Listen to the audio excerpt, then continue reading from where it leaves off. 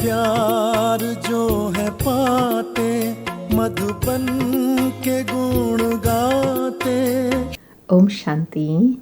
आज प्यारे बाप दादा के अनमोल मधुर महावाक्य हैं 16/1/2025। आज की मुरली के सार में पाप कटेश्वर बाबा ने विशेष गीत की स्मृति दिलाते हुए याद का चार्ट बढ़ाने के लिए कहा कि बच्चे गीत सुनते हैं, मुखड़ा देख ले प्राणी जरा दर्पण में, कितने पाप है कितने पुण्य है तेरे दामन में। तो बाबा कहे इसका अर्थ भी अंदर जानना चाहिए कि कितने पाप बचे हुए हैं, कितने पुण्य जमा है, अर्थात आत्मा को सतो प्रधान बनने में कितना समय है, अभी हम कितने तक पावन बने हैं।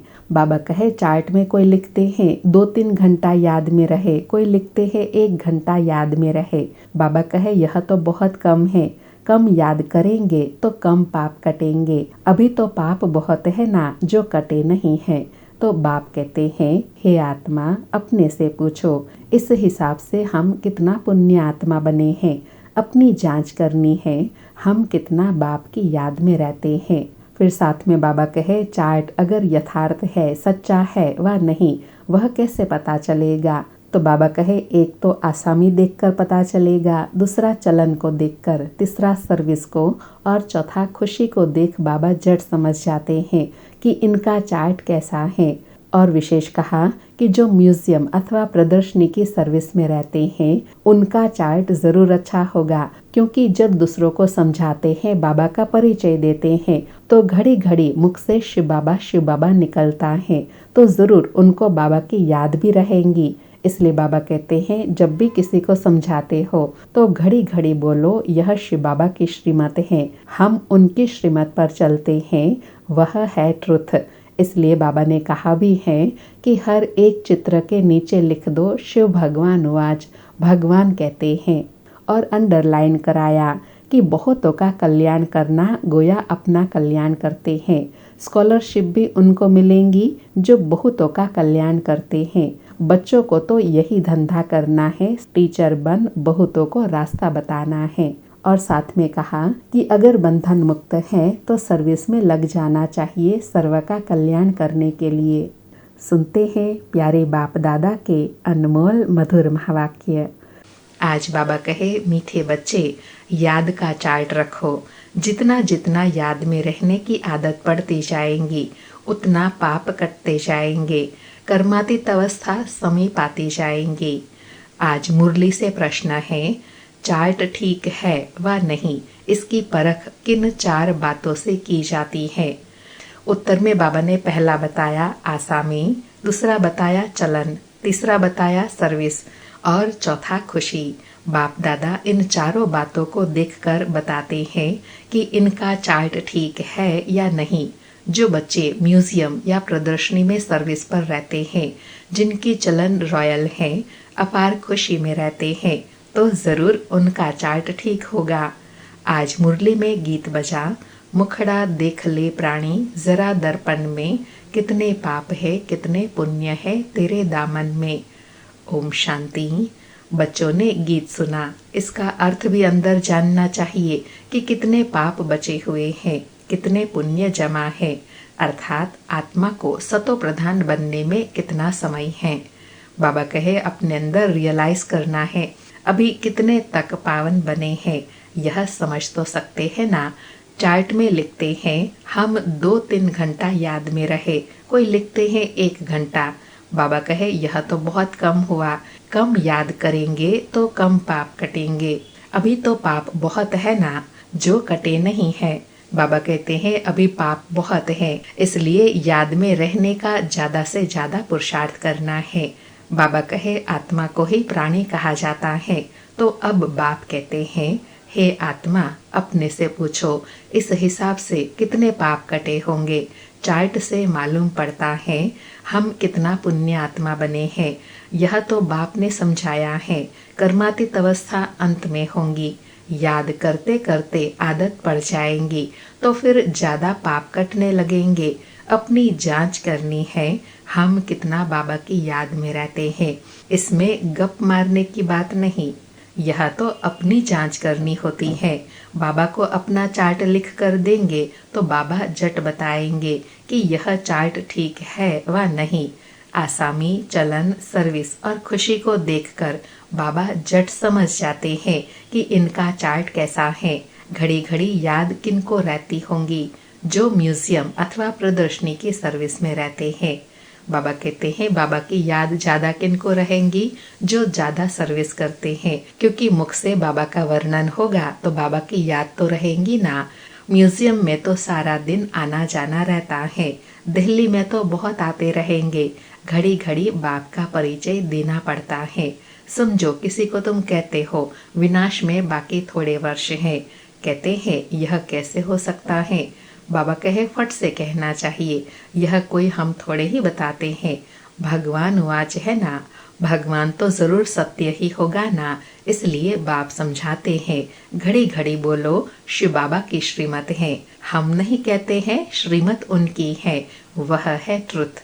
पहले पहले तो बाप का परिचय जरूर देना पड़ता है, इसलिए बाबा ने कहा है हर एक चित्र में लिख दो शिव भगवान वाच। वह तो एक्यूरेट ही बताएंगे, हम थोड़े ही जानते हैं। बाबा ने बताया है तब तो हम कहते हैं। कभी कभी अखबार में भी डालते हैं, फलाने ने भविष्यवाणी की है कि विनाश जल्दी होगा।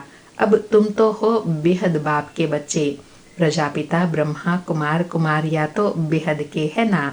तुम बताएंगे हम बेहद बाप के बच्चे हैं, वही पतित पावन ज्ञान का सागर है। पहले यह बात समझाकर पक्का कर फिर आगे बढ़ना चाहिए। अर्थात बाबा कहते हैं सबसे पहले इन बातों पर निश्चय कराना है, तभी आगे सब बातें समझ में आएंगी। शिव बाबा ने यह कहा है यादव और कौरव आदि विनाश काले विपरीत बुद्धि। शिव बाबा का नाम लेते रहेंगे तो इसमें बच्चों का भी कल्याण है। शिव बाबा को ही याद करते रहेंगे। बाबा कहे किसी को परिचय देते हुए बार बार मुख से निकलना चाहिए शिव बाबा कहते हैं, शिव बाबा की श्रीमत है, तो बाबा शब्द आने से याद सहज हो जाएंगी। बाबा ने जो तुमको समझाया है वह तुम फिर औरों को समझाते रहो तो सर्विस करने वालों का चार्ट अच्छा रहता होगा। सारे दिन में 8 घंटा सर्विस में बिजी रहते हैं, करके 1 घंटा रेस्ट लेते होंगे, फिर भी 7 घंटा तो सर्विस में रहते हैं ना। तो समझना चाहिए उनके विक्रम बहुत विनाश होते होंगे। बहुतों को घड़ी घड़ी बाप का परिचय देते हैं तो जरूर ऐसे सर्विसेबल बच्चे बाप को भी प्रिय लगेंगे। बाप देखते हैं यह तो बहुतों का कल्याण करते हैं, रात दिन इनको यही चिंतन है हमको बहुतों का कल्याण करना है। बहुतों का कल्याण करना गोया अपना कल्याण करते हैं। स्कॉलरशिप भी उनको मिलेंगी जो बहुतों का कल्याण करते हैं। अर्थात बाबा कहते हैं ऊंच पद व स्कॉलरशिप उनको मिलेंगी जो अपना कल्याण करने के साथ साथ औरों का भी कल्याण करते हैं। बच्चों को यही धंधा करना है, टीचर बन बहुतों को रास्ता बताना है। पहले तो यह नॉलेज पूरी धारण करनी पड़े। कोई का कल्याण नहीं करते तो समझा जाता है इनकी तकदीर में नहीं है। बच्चे कहते हैं बाबा हमको नौकरी से छुड़ाओ, हम इस सर्विस में लग जाए। बाबा भी देखेंगे बरोबर यह सर्विस के लायक है, बंधन मुक्त भी है, तब कहेंगे भल 500,000 कमाने से तो इस सर्विस में लग बहुतों का कल्याण करो, इस सर्विस में लग बहुतों का कल्याण करो। अगर बंधन मुक्त है तो इसलिए बाबा हमेशा कहते हैं ना कि बाबा बच्चों की सिचुएशन को देखकर राय देते हैं। अगर बंधन मुक्त है तो सेवा कर सकते हैं, सो भी बाबा सर्विसेबल देखेंगे तो राय देंगे। सर्विसेबल बच्चों को तो जहाँ तहाँ बुलाते रहते हैं। स्कूल में स्टूडेंट पढ़ते हैं ना, यह भी पढ़ाई है, यह कोई कॉमन मत नहीं है। सत माना है सच बोलने वाला बाप। हम श्रीमत पर आपको यह बताते हैं, ईश्वर की मत अभी ही तुमको मिलती है। बाबा कहते हैं तुमको वापस जाना है अपने घर, अब बेहद सुख का वर्षा लो। कल्प कल्प तुमको वर्षा मिलता आया है, क्योंकि स्वर्ग की स्थापना तो कल्प कल्प होती है ना। यह किसको पता नहीं है कि 5000 वर्ष का यह सृष्टि चक्र है। मनुष्य तो बिल्कुल ही घोर अंधियारे में है, तुम अभी घोर रोशनी में हो। बाबा कहते हैं ज्ञान मिलने से तुम घोर अंधियारे से निकल घोर रोशनी में आ गए हो। स्वर्ग की स्थापना तो बाप ही करेंगे। यह तो गायन है, भंभोर को आग लग गई तो भी अज्ञान नींद में सोए रहे। तुम बच्चे जानते हो बेहद का बाप ज्ञान का सागर है। ऊंच ते ऊंच बाप का कर्तव्य भी ऊंच है। ऐसे नहीं, ईश्वर तो समर्थ है, जो चाहे सो करे। नहीं, यह भी ड्रामा अनादि बना हुआ है। सब कुछ ड्रामा अनुसार ही चलता है। लड़ाई आदि में कितना मरते हैं, यह भी ड्रामा में नोंद है। इसमें भगवान क्या कर सकते हैं? अर्थक्वेक आदि होती है तो कितनी रड्डियां मारते हैं। हे भगवान, परंतु भगवान क्या कर सकते हैं? बाबा कहते हैं यह तो सब प्राकृतिक आपदाएं हैं, उसमें बाबा क्या कर सकते हैं? भगवान को तो तुमने बुलाया है, आकर विनाश करो। पतित दुनिया में बुलाया है, स्थापना करके सबका विनाश करो। मैं करता नहीं हूँ, यह तो ड्रामा में नोंद है। खूने नाहे खेल हो जाता है, इसमें बचाने आदि की तो बात ही नहीं है। बाबा कहते जब सृष्टि ही परिवर्तन होने वाली है तो फिर बचने बचाने की बात ही नहीं। तुमने कहा है पावन दुनिया बनाओ तो जरूर पतित आत्माएं जाएंगी ना। कोई तो बिल्कुल समझते नहीं है, श्रीमत का अर्थ भी नहीं समझते हैं। भगवान क्या है कुछ भी नहीं समझते। कोई बच्चा ठीक पढ़ता नहीं है तो माँ बाप कहते हैं तुम तो पत्थर बुद्धि हो। सतयुग में तो ऐसे नहीं कहते, कलयुग में है ही पत्थर बुद्धि, पारस बुद्धि यहाँ कोई हो न सके।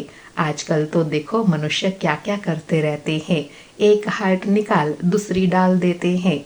अच्छा, इतनी मेहनत कर यह किया, परंतु इससे फायदा क्या? करके थोड़े दिन और जीता रहेगा। बाबा कहे बहुत रिद्धि सिद्धि सीख कराते हैं, फायदा तो कुछ भी नहीं। भगवान को याद ही इसलिए करते हैं आकर हमको पावन दुनिया का मालिक बनाओ। हम पतित दुनिया में रह बहुत दुखी हुए हैं। सतयुग में तो कोई बीमारी आदि दुख की बात होती नहीं। अभी बाप द्वारा तुम कितना ऊंच पद पाते हो। यहाँ भी मनुष्य पढ़ाई से ऊंच डिग्री पाते हैं, बड़े खुश रहते हैं। तुम बच्चे समझते हो यह तो बाकी थोड़े रोज जिएंगे। पापों का बोझा तो सिर पर बहुत है, बहुत सजाएं खाएंगे। अपने को पतित तो कहते हैं ना, विकार में जाना पाप नहीं समझते। पाप आत्मा तो बनते हैं ना। कहते हैं गृहस्थ आश्रम तो अनादि चला आता है, समझाया जाता है। सतयुग त्रेता में पवित्र गृहस्थ आश्रम था, पाप आत्मा नहीं थे। यहाँ पाप आत्माएं हैं, इसलिए दुखी है। बाबा कहते अगर कोई ऐसे पूछे तो उनको समझा सकते हैं कि पहले सतयुग त्रेता में पवित्र गृहस्थ आश्रम था, इसलिए सुखी थे, और अभी अपवित्र पतित बन गए हैं, पापात्मा बन गए हैं, इसलिए दुखी हैं। यहाँ तो अल्पकाल का सुख है। बीमार हुआ यह मरा, मौत तो मुख खोलकर खड़ा है। अचानक हार्ट फेल हो जाता है। यहाँ है ही कागविष्टा समान सुख। वहाँ सतयुग में तो तुमको अथाह सुख है। तुम सारे विश्व के मालिक बनते हो। किसी भी प्रकार का दुख नहीं होगा, न गर्मी न ठंडी होंगी, सदैव बाहरी मौसम होगा। तत्व भी ऑर्डर में रहते हैं। स्वर्ग तो स्वर्ग ही है, रात दिन का फर्क है। बाबा कहते हैं नाम ही स्वर्ग है तो फिर क्या कमी होंगी। तुम स्वर्ग की स्थापना करने के लिए ही बाप को बुलाते हो, आकर पतित दुनिया स्थापन करो, हमको पावन बनाओ। तो हर एक चित्र पर शिव भगवान वाच लिखा हुआ हो। आज बाबा अंडरलाइन करा रहे हैं कि किसी को समझाते हो या चित्र में लिखते हो तो ये जरूर लिखना है भगवान वाच शिव बाबा ने कहा है, शिव बाबा की मत है। इससे घड़ी घड़ी शिव बाबा याद आएगा, ज्ञान भी देते रहेंगे। म्यूजियम अथवा प्रदर्शनी की सर्विस में ज्ञान और योग दोनों इकट्ठे चलते हैं। याद में रहने से नशा चढ़ेगा। तुम पावन बन सारे विश्व को पावन बनाते हो। जब तुम पावन बनते हो तो जरूर सृष्टि भी पावन चाहिए। पिछाड़ी में कयामत का समय होने के कारण सबका हिसाब किताब चुकतो हो जाता है। तुम्हारे लिए हमको नई सृष्टि का उद्घाटन करना पड़ता है। बाबा कहते मैं तुम्हारे लिए ही नई सृष्टि का उद्घाटन करता हूँ। फिर ब्रांचेस खोलते रहते हैं, अर्थात सेंटर खोलते रहते हैं। पवित्र बनाने के लिए नई दुनिया सतयुग का फाउंडेशन तो बाप बिगर कोई डाल न सके, तो ऐसे बाप को याद भी करना चाहिए। तुम म्यूजियम आदि का उद्घाटन बड़े आदमियों से कराते हो तो आवाज होगा, मनुष्य समझेंगे यहाँ यह भी आते हैं। कोई कहते हैं तुम लिख कर दो, हम बोलेंगे, वह भी रॉन्ग हो गया। अच्छी रीति समझ कर बोलो ओरली तो बहुत अच्छा है। अर्थात अपने अनुभव से अपनी दिल की भावनाएं बोले तो ज्यादा अच्छा है। कोई तो लिखत पढ़कर सुनाते हैं जिससे एक्यूरेट हो। तुम बच्चों को तो ओरली समझाना है। तुम्हारी आत्मा में सारी नॉलेज है ना, फिर तुम औरों को देते हो। प्रजा वृद्धि को पाती रहती है, आदमशुमारी भी बढ़ती जाती है ना, सब चीज बढ़ती रहती है। सारा झाड़ जड़जड़ीभूत हो गया है। जो अपने धर्म वाले होंगे वह निकल आएंगे। नंबरवार तो है ना, सब एक रस नहीं पढ़ सकते। कोई 100 से 1 मार्क भी उठाने वाले हैं। थोड़ा भी सुन लिया, 1 मार्क मिल गई, स्वर्ग में आ गया। यह है बेहद की पढ़ाई, जो बेहद का बाप ही पढ़ाते हैं। जो इस धर्म के होंगे वह निकल आएंगे। पहले तो सबको मुक्ति धाम अपने घर जाना है, फिर नंबरवार आते रहेंगे। कोई तो त्रेता के अंत तक भी आएंगे। भल ब्राह्मण बनते हैं, लेकिन सभी ब्राह्मण कोई सतयुग में नहीं आते, त्रेता अंत तक आएंगे। अंडरलाइन। बाबा कहे सब बाबा के बच्चे ब्राह्मण बने हैं, लेकिन सब सतयुग में आएंगे ऐसा नहीं है, त्रेता तक आते रहेंगे। यह समझ की बातें हैं। बाबा जानते हैं राजधानी स्थापन हो रही है, सब एक रस हो नहीं सकते। राजाई में तो सब वैरायटी चाहिए। प्रजा को बाहर वाला कहा जाता है। बाबा ने समझाया है वहाँ सतयुग में वजीर आदि की दरकार नहीं रहती। उन्हों को श्रीमत मिली जिससे यह बने, फिर यह थोड़े ही कोई से राय लेंगे। वजीर आदि कुछ नहीं होते। बाबा कहते हैं जब बुद्धिमानों का बुद्धिमान बाबा आकर इतना बुद्धिमान बनाते हैं तो फिर दूसरों की राय लेने की आवश्यकता नहीं रहती। फिर जब पतित होते हैं तो एक वजीर एक राजा रानी होते हैं। अभी तो कितने वजीर हैं, यहाँ तो पंचायती राज्य है ना। एक की मत न मिले दूसरे से, एक से दोस्ती रखो, समझाओ, काम करेंगे।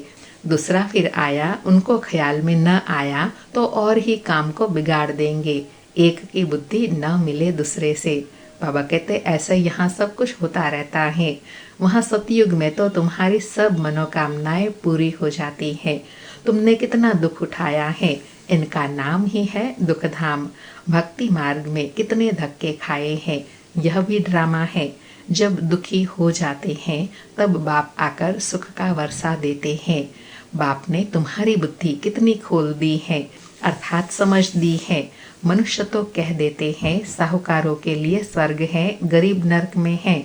तुम यथार्थ रीति जानते हो स्वर्ग किसको कहा जाता है।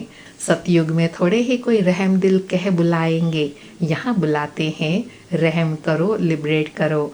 बाप ही सबको शांति धाम सुख धाम ले जाते हैं।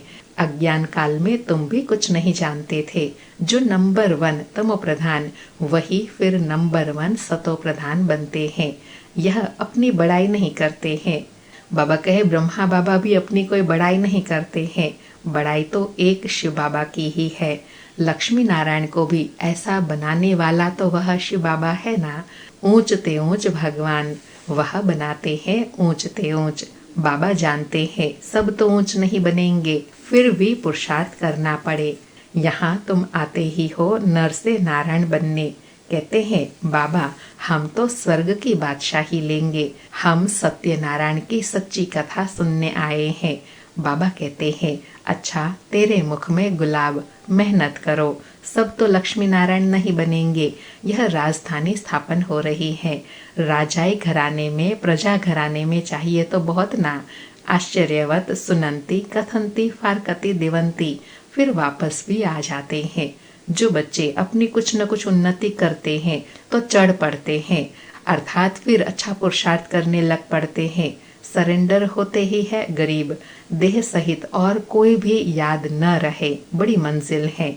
अगर संबंध जुटा हुआ होगा तो वह याद जरूर पड़ेगा। बाप को क्या याद पड़ेगा, सारा दिन बेहद में ही बुद्धि रहती है।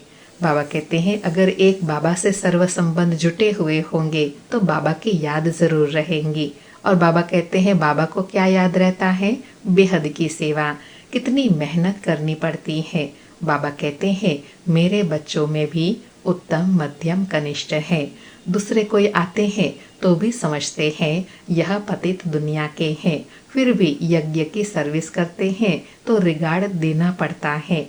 बाबा युक्तिबाज तो है ना, नहीं तो यह tower of silence holiest of Holi tower है, जहाँ होलीएस्ट ऑफ होली बाप सारे विश्व को बैठ होली बनाते हैं।